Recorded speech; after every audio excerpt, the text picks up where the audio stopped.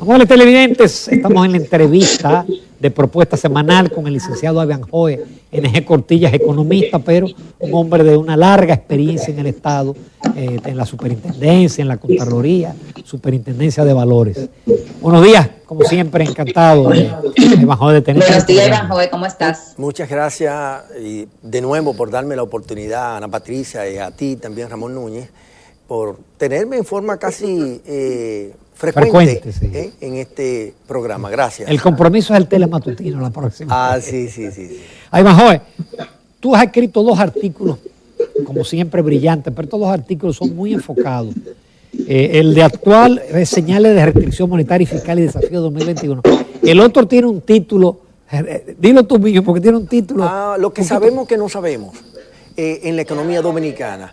Y lo acuñé a partir de una expresión que utilizó un ministro de Defensa de los Estados Unidos, sí, que ya es exministro, en cuanto a que hay muchas cosas que en la milicia, y ahora yo lo apliqué a la economía, que nosotros sabemos pero que no sabemos. Como por ejemplo, nosotros sabemos que la autoridad pública, a través de los distintos documentos para el año 2021, establece en forma estimada, proyectada, que el PIB va a crecer alrededor de un 5%. Eso lo sabemos, pero no sabemos con un cierto nivel de certidumbre si eso se va a poder lograr, el crecimiento del 5%, por el hecho de que las políticas económicas que se han estado implementando parecerían ser ambiguas, porque uno encuentra señales por un lado de que es expansiva, pero por otro lado encuentra señales que son restrictivas, pero al mismo tiempo uno no sabe si la prioridad es el crecimiento económico o la estabilidad de los precios.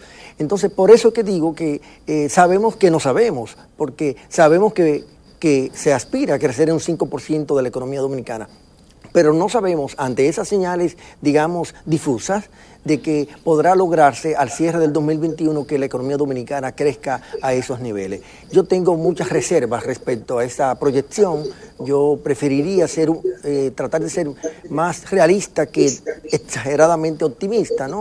Y entender que la economía dominicana podría estar creciendo por debajo del 5%. Yo sí entiendo que crecerá. Claro. Porque bueno, frente a... Cuando tú has tenido una caída tan grande... De menos 6.7% en el año 2020, pues obviamente cualquier cosa positiva tendrá que ocurrir a la economía dominicana. El solo hecho de que en la economía mundial hayan ya algunas señales de recuperación, eso invita a que la economía dominicana de alguna manera crezca en forma inducida. Por ejemplo, creo que en el mes de abril, que la caída fue de menos 28%, abril de este año va a crecer 10 o 12. Pues por supuesto, y especialmente si la analiza desde el punto de vista interanual. Exactamente. O sea que crecimiento va a haber en el 2021. Y qué bueno, porque yo creo que todos aspiramos a que la economía crezca. Ahora, que crezca en un 5% en el PIB real es lo que entiendo yo no sabemos.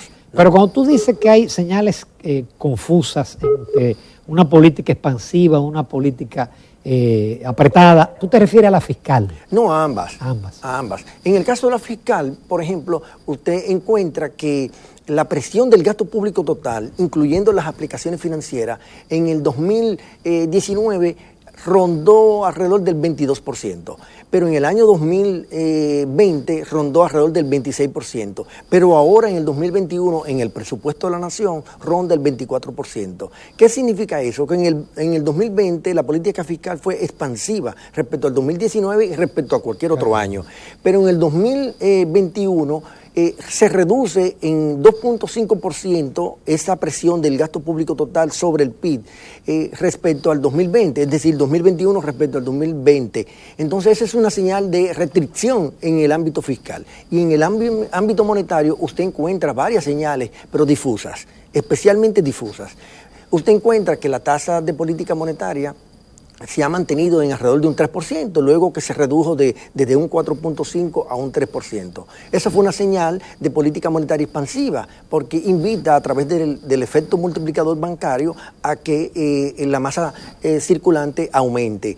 aunque también aumentó por el lado de la emisión monetaria y en general de la base monetaria restringida en el año 2020, y es una expresión real de política monetaria expansiva, al igual que la liberalización de alrededor de 35.000 millones de pesos del encaje legal, cuando se redujo en 0.5%. Esas son señales de expansión monetaria, pero usted encuentra ahora que la base monetaria restringida a la segunda semana del mes de febrero del 2021, que esta se ha situado en alrededor de 33.000 millones de pesos menos que en diciembre del 2020 y se ha alineado a la base monetaria restringida que está establecida en el programa monetario del año 2021. Si bien es cierto que tal vez lo más correcto es comparar la base monetaria restringida de febrero a febrero del 2020 para hacerla interanual, lo cierto es que uno aspiraría a que ese retiro de la base monetaria restringida de más de 30.000 millones de pesos no se haya producido en la velocidad que se produjo a principios de este año, porque uno está entendiendo que se está apostando al tema de la expansión, de la recuperación económica. Y como sabemos, no hay posibilidad de que la recuperación económica solo se produzca por inducción del entorno internacional, que se requiere de una energía local, y esa energía local solamente le puede dar una política monetaria y fiscal expansiva. De ahí que entiendo que continúa siendo una situación ambigua de saber qué es lo que quiere el gobierno en términos de política económica, porque usted aprecia, y estos son los aspectos que señalo en los dos artículos, el de la semana pasada y el de esta semana, usted aprecia que hay por parte de la autoridad monetaria como cierto interés en mantener la estabilidad de los precios. Y aunque es un mandato de la ley monetaria y financiera y hasta de la propia Constitución de la República, lo cierto es que ahora mismo usted tiene un fuerte dilema. ¿Qué usted prefiere? ¿Tener estabilidad de precios o tener crecimiento económico? Porque parecería que ambas cosas va a ser imposible lograrlo, especialmente por lo de la inflación importada, ¿no? Usted puede apreciar que en el índice de precios de Bloomberg ha crecido hasta la segunda semana de febrero en alrededor de un 11%. Y el índice de precios de alimentos que publica la FAO, usted encuentra que alrededor de un 12-13% también ha crecido. Por lo tanto, usted tiene una inflación de los commodities, una inflación de alimentos importada que va a presionar y está presionando la inflación local. Pero, ¿cuál de los dos objetivos nosotros preferimos? Es una pregunta que deben formularse los hacedores de políticas públicas, el del crecimiento económico o el de la inflación.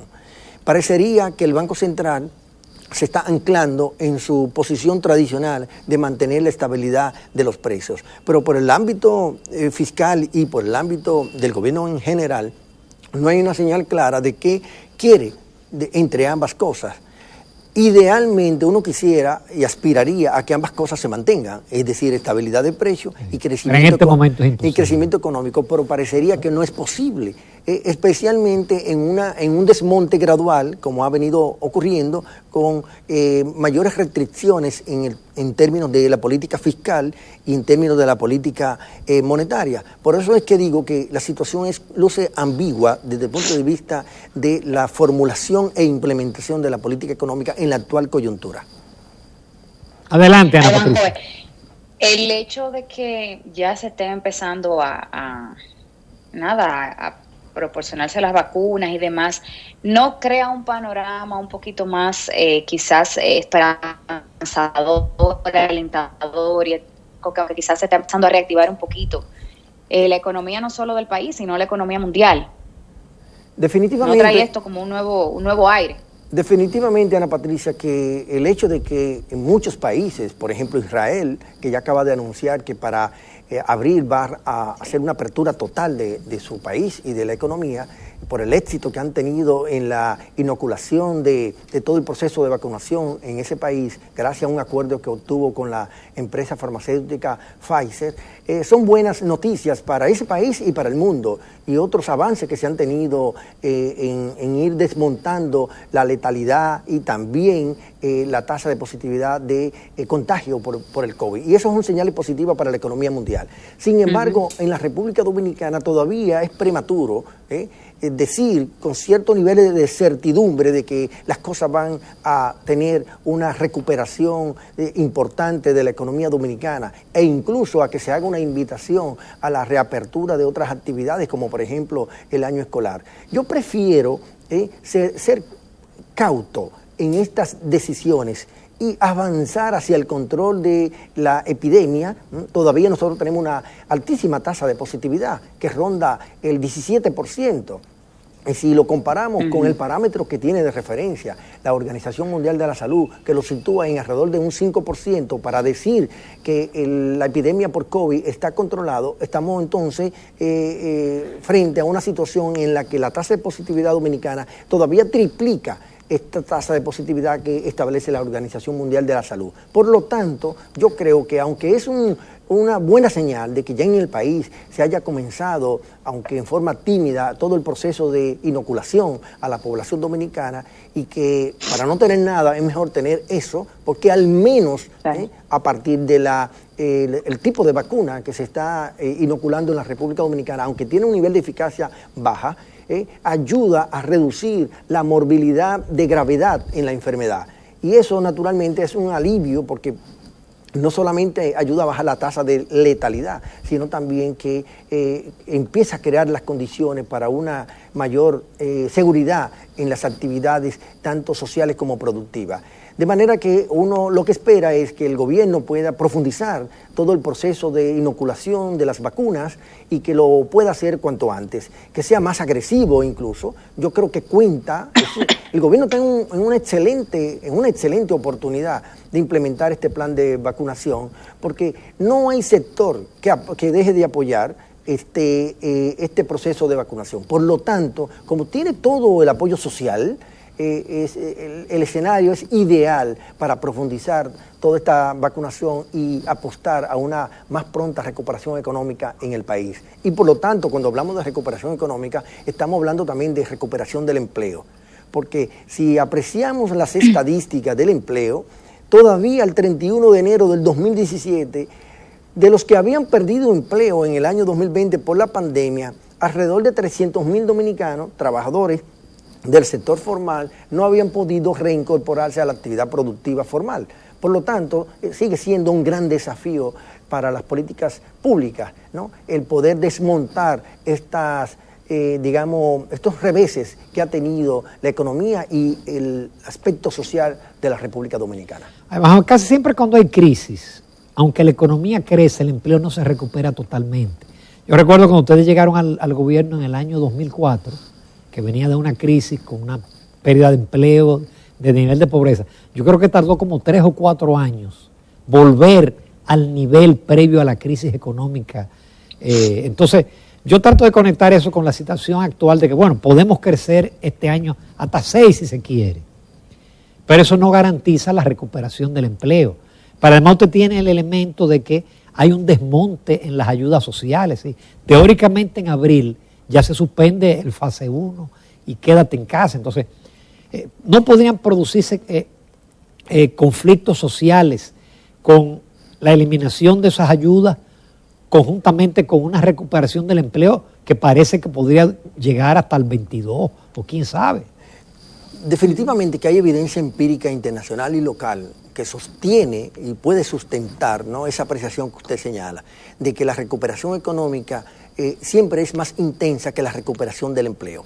En esta oportunidad la cosa pudiera agravarse por el hecho de que las empresas han descubierto nuevas formas de producir, nuevas formas de relaciones contractuales, y eso podría provocar que una misma empresa que antes si tenía 100 empleos, ya una vez recuperada totalmente su participación en el mercado, no vuelva a contratar los 100 empleos. Claro. Sino que tal vez recupere o recontrate 75 o tal vez menos, porque han descubierto nuevas formas de conducir el proceso productivo en las unidades económicas. Por lo tanto, yo pienso que la recuperación del empleo tardará aún más de lo que en el pasado había tardado en recuperarse y volver a la situación normal en la época pre-COVID. Por eso es que uno insiste, como profesional de la economía, de que la política fiscal y la monetaria deben continuar siendo expansivas. hasta tanto el país en forma sostenida logre controlar el COVID-19 y mostrar que el crecimiento de la economía junto al arrastre positivo de los indicadores sociales pueda mantenerse con niveles de tasa de crecimiento que uno vea en el horizonte de que en un corto tiempo, en el menor tiempo posible, quiero decir, se pueda recuperar el país. Yo he estimado, creo que lo he dicho en otras oportunidades, inclusive en tu programa, Ramón, de que el país ha tenido un costo en términos de tiempo en cuanto al impacto negativo del COVID, y yo lo he calculado en alrededor de 3 años. El retroceso. Sí, de retroceso en términos de creación de riqueza. Los 10.000 millones de dólares que ha perdido el país a causa del COVID, del tamaño de su economía, que hoy día se sitúa en torno a los 78.000, 79.000 millones de dólares, es el mismo monto que teníamos en el año 2018-2019. Por lo tanto, hemos perdido alrededor de 3 años de crecimiento. Esos 3 años de crecimiento, ¿no?, que ya habíamos acumulado, para recuperarlo, tendríamos que situarnos en una situación similar a la que teníamos en la pre-COVID, 2017, 2016, 2018. Y eso no parecería quedar claro a partir de las políticas ambiguas en el campo fiscal y monetario, que ya un poco describí, para poder acelerar ese crecimiento económico como uno quisiera. De manera que tal vez estaría yo reestimando de que ese desmonte de la parte negativa del retroceso económico pueda lograrse en 3 años y probablemente ahora dure más, ¿no? Ojalá estas cosas, porque estamos a tiempo todavía de hacer los ajustes y de corregir, volvamos a la posición de mantener el mismo ímpetu, ¿no?, de la asistencia monetaria y fiscal a la economía para que ésta pueda recuperarse cuanto antes.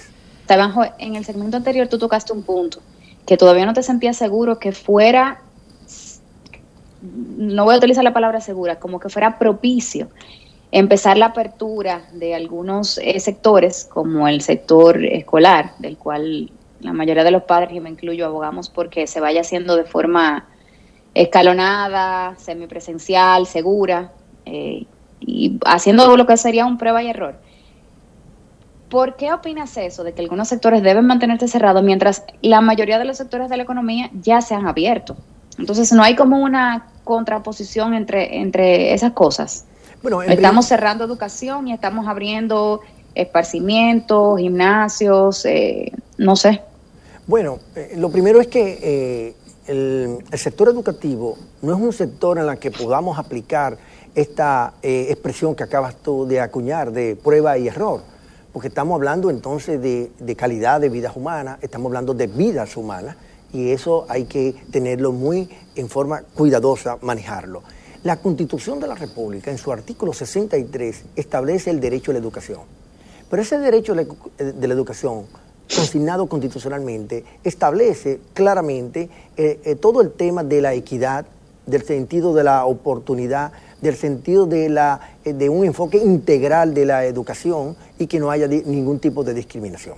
Y resulta y viene a ser que todavía hoy día que estamos haciendo este programa no podemos decir que el COVID está controlado en la República Dominicana porque tenemos una tasa de positividad de un 17%. Entonces la exposición al riesgo de los niños, ¿no?, que tienen un nivel conductual distinto al adulto, los jóvenes tienen un nivel conductual distinto, un tipo de conducta distinto a los adultos. Es más fácil controlar a los adultos que controlar a los jóvenes y a los niños.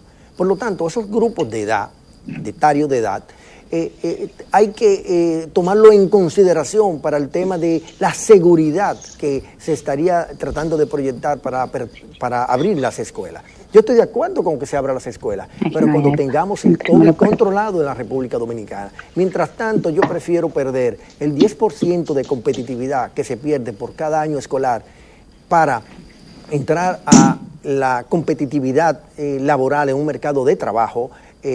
Cuando usted, son estudios que se han realizado, cuando usted pierde un año de escolaridad, pierde el 10% de competitividad en el mercado para el salario adicional, para los reajustes salariales. Yo prefiero perder eso a no perder vidas humanas. El valor estadístico de la vida humana no tiene precio. De ahí que no se pueda calcular, aunque se hagan ejercicios, ¿no?, para el mundo de los seguros, de que esta variable se calcula. Yo prefiero seguir siendo en esto prudente, hasta cierto punto, hasta conservador, porque no estamos hablando de que estamos trabajando con unidades económicas, estamos trabajando con vidas humanas.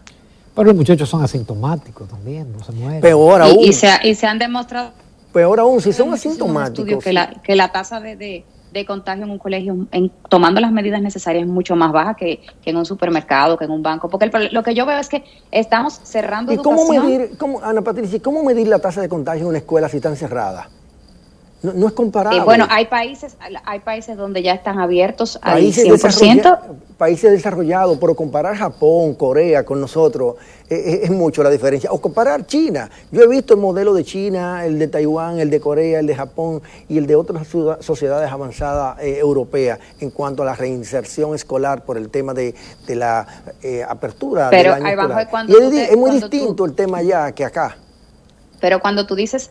entonces tú estás basándote en las escuelas públicas o en los colegios privados. No, creo que hay una diferencia lamentablemente abismal en ese punto. Yo estoy enfocando el tema desde el punto de vista del sistema educativo. Yo no hago diferencia entre el sector público y privado, porque si lo hago, me estoy poniendo al margen de lo que dice el artículo 63 de la Constitución, ¿no? Que establece la igualdad de oportunidades para todos. Usted no puede privilegiar al sector privado en la educación versus el sector público cuando usted con esa decisión estaría profundizando los niveles de desigualdad en la sociedad dominicana. Y yo creo que no sería una política pública correcta. Ya la desigualdad está, porque los muchachos, por ejemplo, que están en colegios bilingües, ahí desde que empezó la pandemia, tienen su tableta, se organizaron. Su plataforma. Pero este sistema, por ejemplo, con la televisión y la radio. Pero una cosa es que la desigualdad ha existido en el pasado y sigue existiendo. Y otra cosa es que el Estado promueva la desigualdad.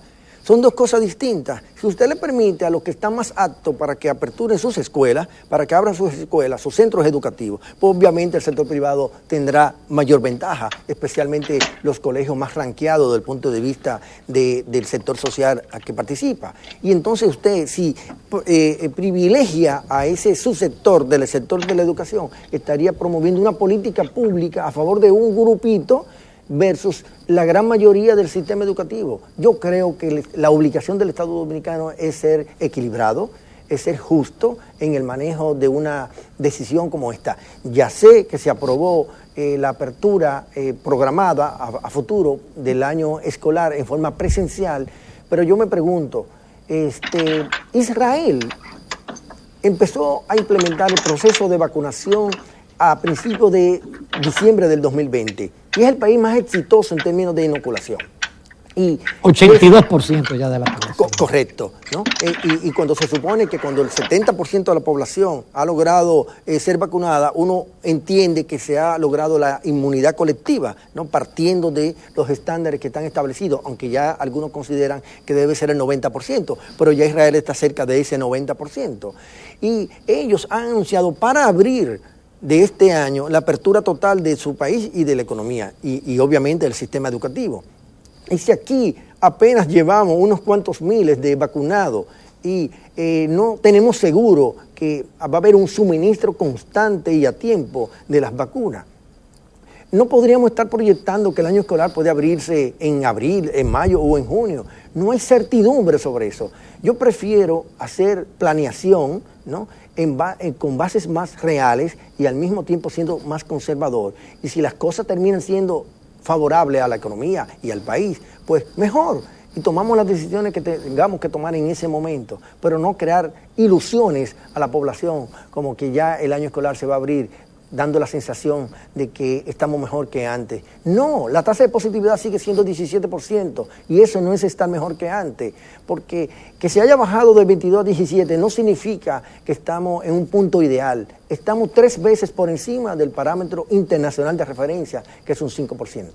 Retomando el tema económico o el tema macroeconómico, Evanjoe, el mantenimiento de una política fiscal expansiva y monetaria, pero también eso choca con el tema de la deuda.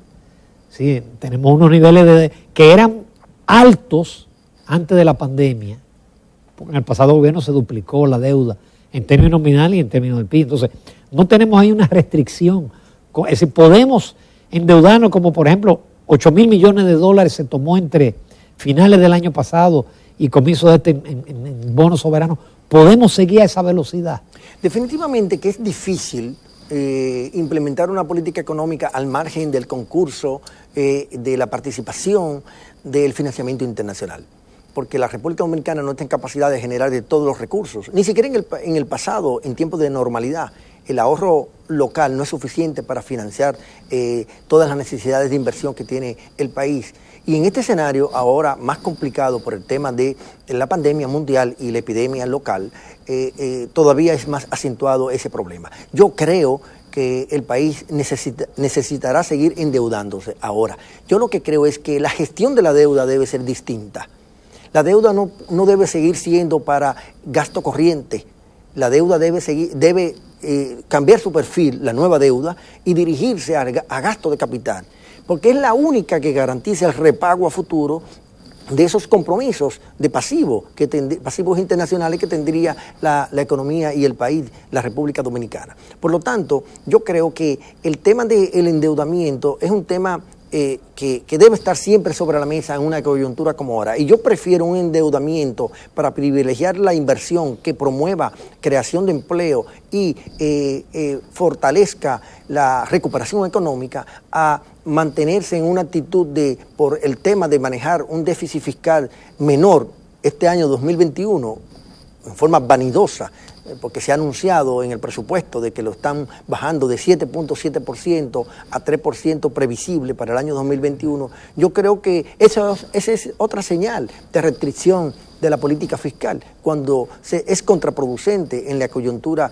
que tenemos hoy día. Cuando yo digo que hay que tener una nueva visión de hacer gerencia de la deuda pública, me refiero a que la deuda no se haga solamente por el mecanismo que se han utilizado últimamente los últimos gobiernos de emisión y colocación de bonos soberanos, porque es la vía más fácil de endeudarse. Yo creo que se debe de mutualizar la deuda. Lo he planteado varias veces y yo creo que el escenario internacional crea las condiciones para que el gobierno dominicano inicie una jornada con tiempo. Ya se ha perdido tiempo, pero bueno, siempre se puede hacer algo, de iniciar un proceso de fortalecer todo el esquema de financiamiento internacional complementario, con vocación de inversión productiva, pero con un enfoque de mutualizado. Utilizando los organismos multilaterales. Sí, especialmente multilaterales, o bien, ya sea para que ellos mismos nos den financiamiento, o bien para que ellos sirvan de aval en otros escenarios de fuentes de financiamiento. De tal manera que la República Dominicana, aún con el nivel de calificación de riesgo que tiene, de riesgo país, aún con ese nivel de calificación, que creo que es W-, pueda acceder a estos recursos que están en el campo internacional con tasas de interés más favorables, o bien con plazos más razonables, y que la carga sea compartida con esos organismos de financiamiento multilateral. A eso que yo le llamo mutualizar la deuda. Incluso localmente también se puede mutualizar la deuda, de tal manera que la carga sea compartida, que es la esencia de esta forma de hacer gerencia en términos del financiamiento local e internacional.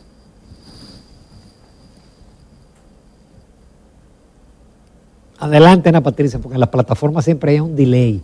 Ese es uno de los problemas. Se desconectó. Ivanhoe, se firmó el jueves el pacto eléctrico. Llama la atención que es el mismo documento del año 2017 que el PRM se negó a firmar porque exigió una serie de puntos. El PLD lo firmó, claro, el PLD sale reivindicado. ¿Tú tienes alguna opinión sobre la firma de este pacto eléctrico? Fíjate, es difícil formarse una opinión porque al final nunca quedó claro la firma que se ha hecho del pacto eléctrico, si se introdujeron mejoras o bien cambios con respecto al documento base que había del año 2017. Todavía hoy día a la población no le queda clara si va a beneficiar a la población, si va a bajar la tarifa eléctrica, por ejemplo. En este pacto eléctrico no lo sabemos con nivel de certeza, ¿no? Por lo tanto, yo considero que, aunque es un ejercicio de avance, yo no le llamaría pacto eléctrico, yo le llamaría un acuerdo público-privado, enmarcado casi en la ley de la alianza público-privada, por el hecho de que todo el sector social que estaba representado en la discusión del pacto eléctrico no firmó, incluso lo ha criticado. Por lo tanto, estamos hablando de que ha perdido legitimización este pacto eléctrico. Esa es la opinión que tengo respecto a esto. Es un paso de avance, porque bueno, tenemos algo que ya no teníamos, se ha logrado avanzar en algunos aspectos, pero otros quedan todavía con puntos grises, ¿no? Como ese tema de si realmente va a beneficiar al usuario final este pacto eléctrico que ya se ha firmado en esta semana. Ya para finalizar, tal como lo planteó el presidente, luego del pacto eléctrico viene el pacto fiscal, que implica una reforma fiscal integral, etcétera. ¿Tú crees que en medio de una situación todavía en donde no está muy claro la evolución de la economía, procede una reforma fiscal? Lamentablemente, Ramón y Ana Patricia, la coyuntura para la firma de un pacto fiscal en la República Dominicana se desaprovechó. Sí. 16 y 17. Caramba, cuando en tiempos de normalidad pudo haberse impulsado y hoy día estuviéramos disfrutando de los beneficios, ¿no?, que ya maduro, que hubiese tenido ese pacto fiscal. Hacerlo ahora, aunque es un mandato de ley, aunque es una aspiración, creo, de grandes sectores de la sociedad dominicana, es contraproducente. Todavía el año 2021 para el mundo y para la República Dominicana sigue siendo incierto. Y quiero rescatar lo siguiente: no es que no estoy de acuerdo con el pacto fiscal, lo que estoy diciendo es que el sentido de oportunidad se ha perdido y que este no es el sentido de oportunidad del año 2021, por el hecho de que todavía la economía no podemos decir que está en un proceso de franca recuperación sostenida, porque el COVID no ha sido controlado de forma eficaz, como están establecidos en los estándares internacionales. Y hasta tanto eso no se controle en el aspecto, en el escenario mundial y en el escenario local, no podemos tener certidumbre de crecimiento y recuperación económica. Yo creo que ahora lo que se debe apostar es por una recuperación económica. Una recuperación económica en la que las políticas públicas se alineen exclusivamente a esa recuperación económica. Y luego de que la economía esté ya en ese ciclo de recuperación fortalecido, entonces iniciar un proceso de discusión, pero ya que vaya más allá del 2021, ¿no? Porque el país definitivamente para la sostenibilidad de las finanzas públicas necesita y requiere de reformas importantes, no solamente en la parte tributaria, sino también en la parte del gasto público, porque insisto, si se hace un pacto fiscal que solamente aborde el tema de la reforma tributaria y se deje de lado que la composición económica del gasto público siga siendo 85% gasto corriente y 15% gasto de capital, para mí no será un pacto fiscal.